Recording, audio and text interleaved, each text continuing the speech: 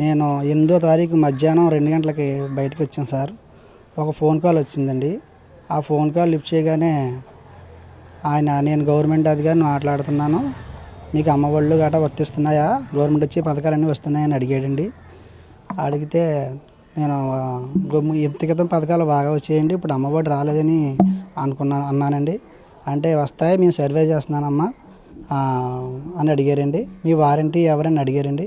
మా వారంటీ గెరగ భాగ్యలక్ష్మి అని చెప్పానండి. మీ వారంటీ గారు లైన్లో ఉన్నారు, ఒకసారి మాట్లాడతారా అని అడిగారండి. మా వారంటీ లైన్లో తీసుకున్నారండి. తీసుకుని ఆవిడ మాట్లాడిందండి. అన్నయ్య నేను భాగ్యలక్ష్మి అని మాట్లాడుతున్నాను అనేసి అడిగిందండి. అడిగి మా ఊళ్ళకి హౌసింగ్ లోన్లు ఇవన్నీ రాలేదండి, వాళ్ళకి హౌసింగ్ లోన్లు ఇప్పించండి అని సార్తో మాట్లాడిందండి. మాట్లాడిన తర్వాత అన్నీ చూస్తానమ్మా, ఒకసారి ఇంటికి వెళ్ళి వాట్సాప్కి పెట్టండి, మీ ఇల్లు అని చెక్ చేస్తామని చెప్పారండి. అలాగని మేము ఇంటికి తీసుకెళ్ళానండి. ఇంటికి తీసుకెళ్ళిన తర్వాత అవన్నీ చూసి చెక్ చేసిన తర్వాత కనీసం మినిమం బ్యాలెన్స్ ఉండాలా, మీ సెల్లో అసలు డబ్బులు లేవేటయ్యా అని అన్నారండి. అంటే మినిమం బ్యాలెన్స్ మా ఫ్రెండ్స్ని అడిగి నా దగ్గర లేకపోయినా ఒక 30,000 నా సెల్కి ట్రాన్స్ఫర్ చేయించానండి. నా సెల్ నుంచి ఆయన సెల్కి ట్రాన్స్ఫర్ అయిపోతున్నాయని నేను అనుకోలేదు సార్.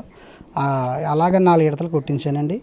4 విడతలు కొట్టించేసిన తర్వాత నేను చూసుకుంటే నా అకౌంట్లో జీరో కనిపిస్తుందండి. జీరో కనిపించి ఆయన వెంటనే కాల్ కట్ చేశారండి.